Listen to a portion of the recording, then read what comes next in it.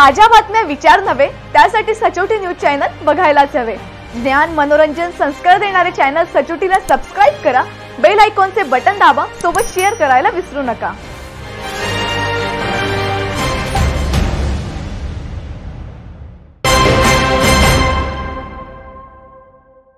अंमळनेर विधानसभा निवडणुकीत उभ्या असलेल्या उमेदवारांपैकी कुणाला निवडून द्यावे यासाठी राष्ट्रवादी शरद पवार गटाचे नेते व माजी आमदार डॉ. बी.एस. पाटील यांची सचोटीने मुलाखत घेतली। त्यावेळी त्यांनी अत्यंत स्पष्ट शब्दात आपली मते व्यक्त केलीत। डॉ. अनिल शिंदे यांना का निवडून द्यावे यावरही त्यांनी भाष्य केलंय। चला तर त्यांची मुलाखत पाहूयात। नेहमीप्रमाणे दर 5 वर्षांनी आपल्या महाराष्ट्रामध्ये आता विधानसभेची निवडणूक होते आहे।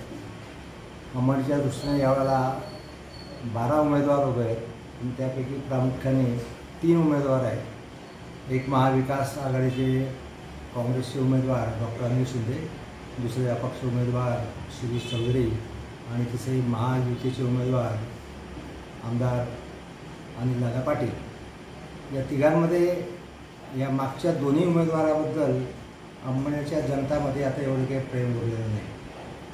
शिरीष चौधरी मागच्या वेळेला इथून हरून परत नंदुरबारला गेले आणि काही काळानंतर जसं सायबेरियन पक्षी भारतामध्ये येतात आणि परत जातात तशा प्रकारे 4-4.5 वर्ष ते गायब होतात आणि नंतर शेवटी निवडणूक आली म्हणजे या ठिकाणी ते येतात आणि प्रचाराला सुरुवात करतात।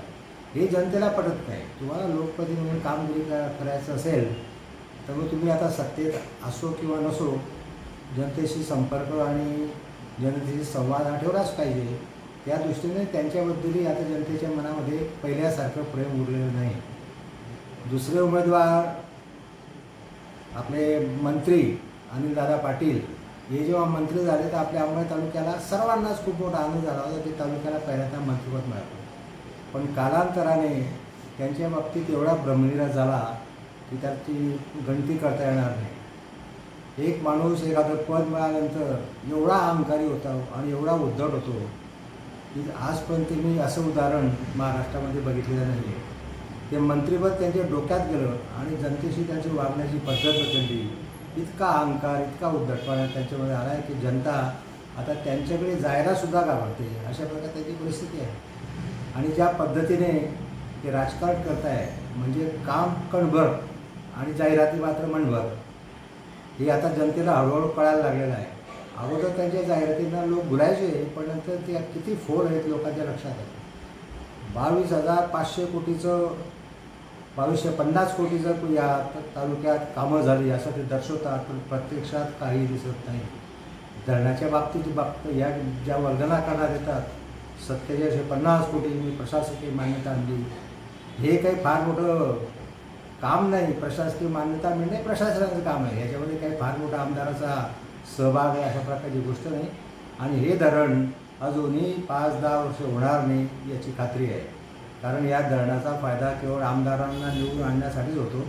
याच्या पलीकडे हे धरण पुढे सरकत नाही, ते राजकारणाच्या भोरात पडतं। आणि हे जे लोकांची दिशाभूल करत आहे की हे आता केंद्र सरकारमध्ये गेलं म्हणजे ताबडतोब आपल्याला कोट्यावधी रुपये मिळतील आणि मग आपला तालुका सुजलाम सुफलाम होईल, हे सर्व खोटारडेपणा आहे। जरी ते केंद्राच्या पंतप्रधान कृषी योजनेमध्ये गेलं, आपल्या अगोदर महाराष्ट्रातले 26 प्रकल्प त्या ठिकाणी आहेत आणि अजून त्यांना निधी मिळत नाही। आपला नंबर कधी लागणार आहे, पण ते थोडं सरकत आहे याचा एक आनंद आहे।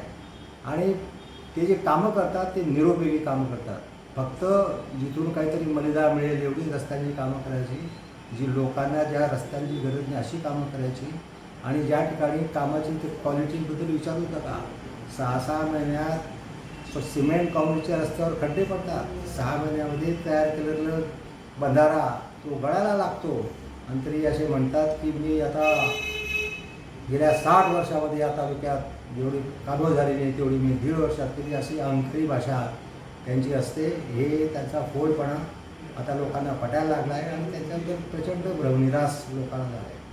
त्यामुळे आता जे तिसरे उमेदवार डॉ. अनिल शिंदे हे गेल्या 25-30 वर्षापासून एक उत्कृष्ट सर्जन म्हणून आपल्या तालुक्यात काम करतात। अनेक लाखो ऑपरेशन त्यांनी केली, घरोघरी पेशंटच्या रूपाने जनतेशी त्यांचा चांगल्या प्रकारचे संवाद आहे आणि एक प्रामाणिक माणूस, साधा माणूस आणि म्हणून एक पर्याय म्हणून तो आपल्या तालुक्याला मिळाला, ही आनंदाची गोष्ट आहे।